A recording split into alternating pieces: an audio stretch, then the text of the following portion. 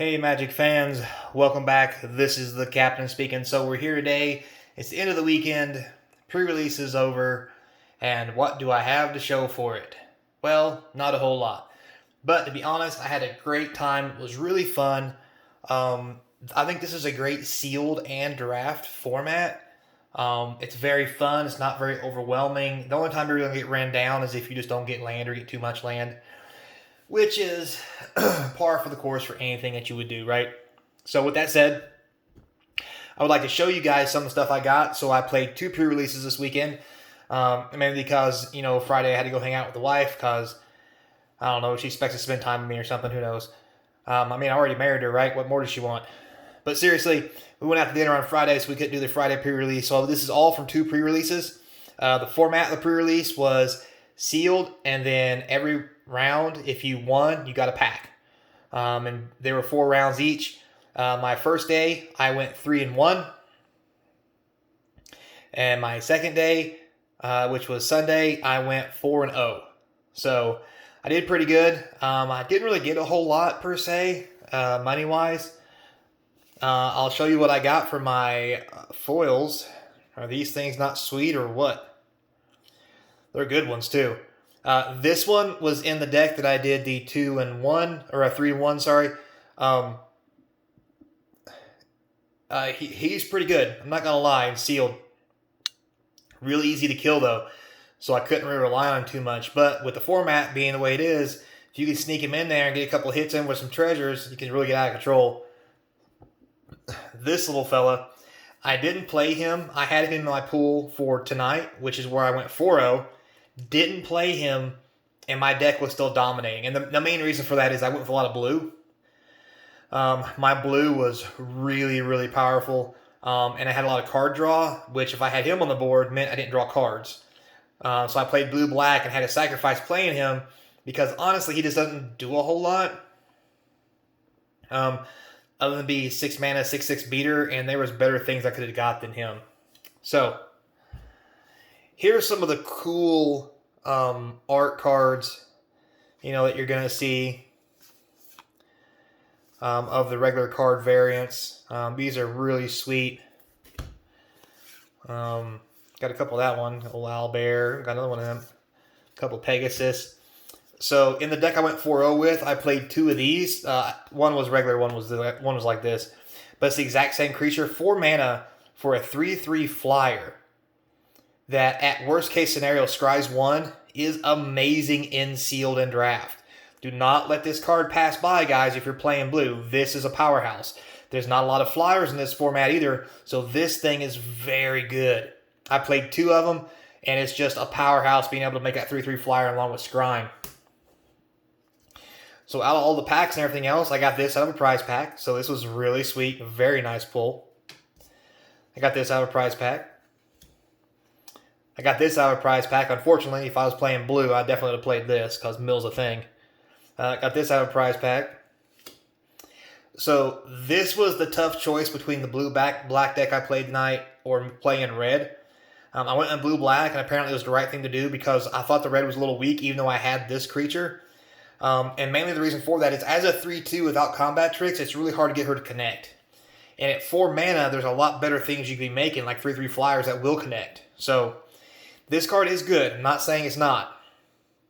But you really got to have a creature set up to make it work because we got to have extra creatures. She can even target herself if you want, but she's got to attack and get through and not die. And at 2 power or 2 toughness, it's really easy to get her killed. So I had this, I didn't play. I had this, I didn't play. I got this sweet dog. Didn't play it. Got her in a prize pack, so that was the second one. So in the blue that I had, I played this, the Mind Flayer. This card is such a powerhouse. I know it's a 3/3 and it dies real easy at 5 mana, but there are ways, guys, to make this thing just be a beater. One of those ways is to use sacrifice engines. So you can steal their creatures, and if they try to target the Mind Flayer, you can sack their creature before the Mind Flayer dies, so you get things out of it. And that's a real powerhouse. I'm just saying that if you're playing sealed and you're playing blue, or if you have a blue draft, This thing's a powerhouse. This thing, if you see it coming around, you should be playing blue because this thing is nuts. Didn't have that. I did not have that to play. That's a prize pack. Another prize pack. Well, I think that's from a different day. It's from a different day. That was from the first day. I tried to play this, but I couldn't. Couldn't play that. Didn't play this. I played this on my first one. So there's what I got out of prizes and drafts all together. And out of all of this, the only thing I'd played, which was the Mind Flayer, was the only rare I played in my blue-black deck that was overpowerful. And I'll tell you why, guys. Let me just grab these cards over here real quick. Let me show you what I'm talking about. So I had a lot of these cards here, right? This card is very good. I highly suggest playing it. Bag of Holding. So Bag of Holding should be a starter in every draft or seal that you play. If they make you discard, you don't actually lose it. It goes under the bag. Plus, it lets you draw through your deck and get those cards back later. Now, if they kill the bag, the cards will go away with it. So always keep the mana up if you can before you activate the bag in case you need to sack it to get your cards back. Now, more often than not, I find myself using this to like mill land into it because I don't want land. So they're not going to kill the bag for that. But still, 2 mana draw a card, 1 mana delay it. This thing is a powerhouse in draft and sealed. This is a great removals card. People aren't giving it enough credit. Yeah, it only kills white things, but for one, a lot of things have big toughness, and also it helps you kill something that's attacking without taking a lot of damage. I played this in my blue deck today. I didn't play it very often because it's 7 mana, but when it does come out, it's a 5/5 flyer, and it just nerfs the entire board for 2 turns. The turn you lay it and the turn after, so it makes it hard for them to attack and helps you get ahead. So this card's really good. Didn't get a chance to play that. This thing. I cannot tell you guys how good this is. 4 colors for a 5/3. Yeah, it has to block. Yeah, it has to attack. More often than not, it's going to die. But there are times when this thing just beats face. And at 4 colorless, it doesn't get much better than this kind of creature, guys, really. This thing's good if you want to play it. I just didn't play it this weekend. This is very powerful in draft and sealed. If you haven't played it, if you have lifelink and so forth, this really goes off. Plus the ability of 5 to bring a creature back. Cleric class is really busted in the format. Obviously, Power Word Kill is amazing. You know, nothing more to say about that. I didn't get one of these to play this weekend, but guys, 1 blue to give a creature flying, and if it deals damage, you venture into the dungeon. This is way underrated in draft and sealed. If you're playing blue, look at getting cards like this because the venture into the dungeon for the free hit, it's really hard to block flyers. I'm just saying. And this could be put on a very small creature early in the game, like the Horde Robber that generates treasures. So now you're generating treasures and venturing in the dungeon at the same time. This card, really good. Again, Power Would Kill, the Blue Dragon. Wizard class, powerhouse. If you're playing blue, this thing is amazing. 1 blue.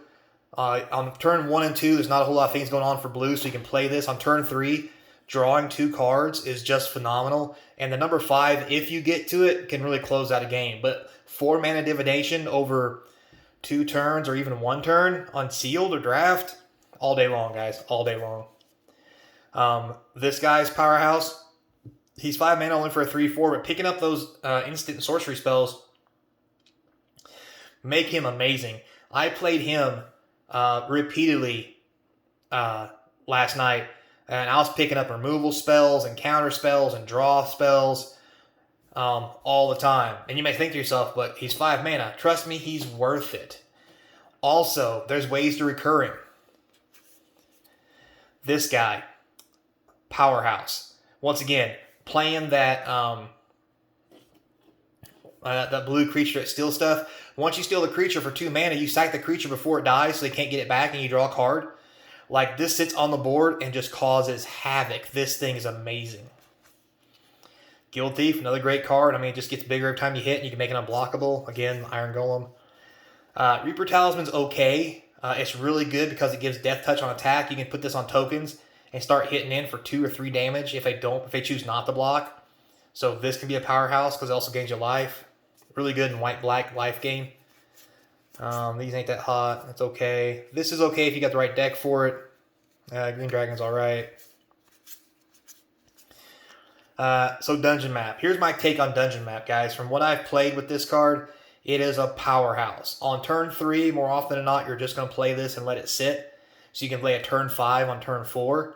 And later in the game, when you're out of cards, you can just start venturing in the dungeon for 3, which is the cheapest one you can do, and really start generating some card advantage and stuff. It's really good. This is an all-star. +1/+0 and trample, plus it gives you a 1/1 to put on it. Just think of any creature you got and imagine giving it +0 and trample, like for equip of 2. Like, this is just insane.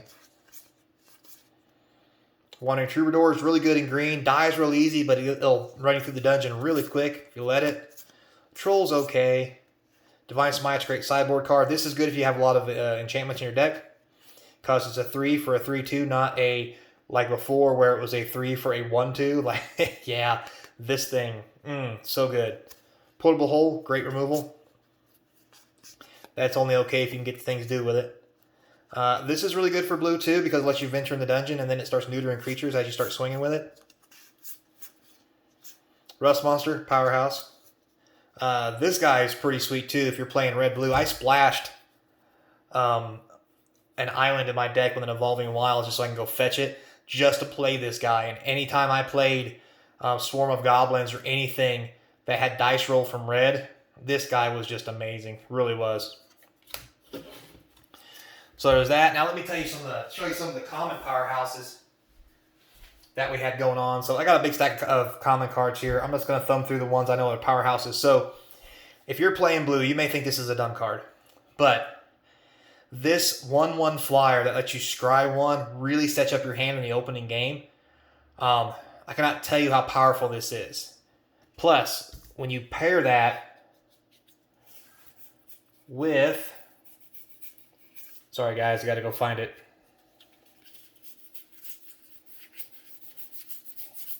There is a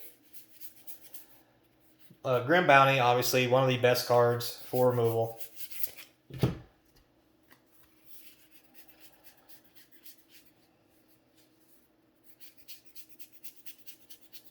I'm sorry guys. Alright, here it is. This card.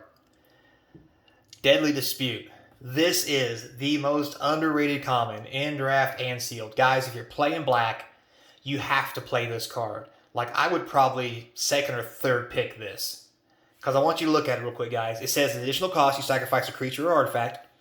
You draw 2, make a treasure. So if you've already made a treasure from something else, this is basically you sack that treasure, and then you draw 2 cards and get another treasure. This is literally, in this format, a 2-mana draw 2. And you lay this on turn 1, you start punching them, and as long as they don't do anything to attack back to you, simply just keep hitting them with this.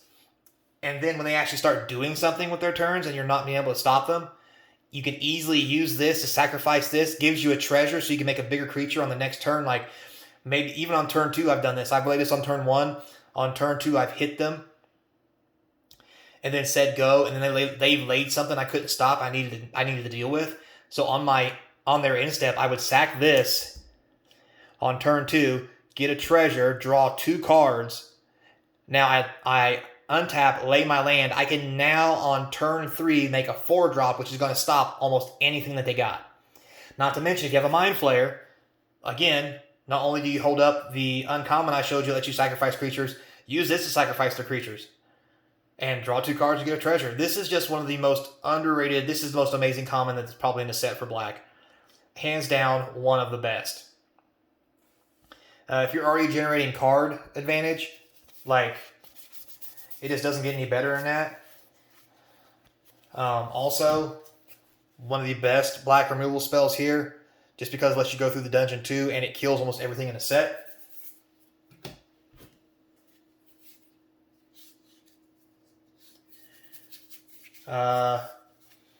This is really good in black because black does a whole lot of treasure shenanigans.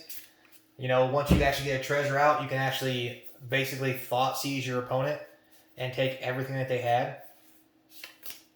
So here's a lot of the cards that I was playing from my deck. One big all-star again, Horde Robber. Like I mentioned, you know, this with this just equals draw 2 cards. And more often than not, most guys won't have something to do anything with their creatures, or even have a blocker on turn 2 for you to attack with this. So it's really phenomenal.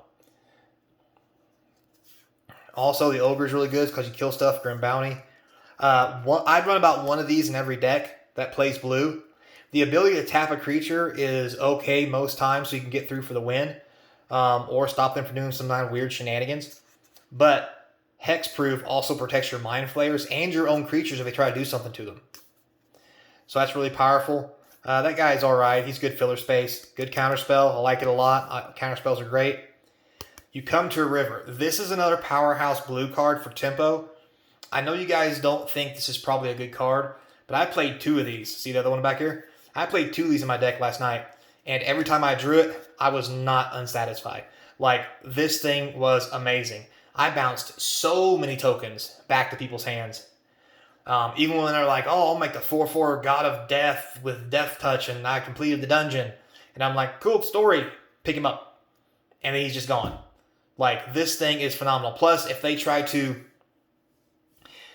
use the White Enchantment or Portable Hole or whatever to snag one of your creatures, just pick the creature up with it. You know, or they use something to tap your creature down so it doesn't untap. Pick the creature up. You know, then that card goes to the graveyard. It's amazing. And with that one that costs 5, lets you get cards back. Like, I was bouncing this back to my hand left and right. It was just phenomenal. This card, too, is a common. At worst, 4 mana, draw 2, which is we're all happy with. But can be upwards of a scry 3, draw 3. But more often than not, it's a scry 2, draw 2, which is just great. Like, it's a real powerhouse common card, especially for blue. Again, there's the actual one I played in my deck. As you see, I played that. Played one of those. So, that's my take, guys. I hope you like it. I hope you enjoyed it. I hope it's some good food for thought for you as you go in there when we start drafting and doing sealed. Remember, next weekend is the actual event release where they're actually going to start having sealed and draft, mainly draft, on the release weekend for the new set. So, with all that said, sorry I took up so much of your time. Remember to like, subscribe, hit that notification bell, help support the channel, because this is your captain speaking. You may now put your tray tables and chair backs in their normal, not upright position, because it's late, I'm tired, heading to bed, and I'll see you guys tomorrow with a new video. See you then.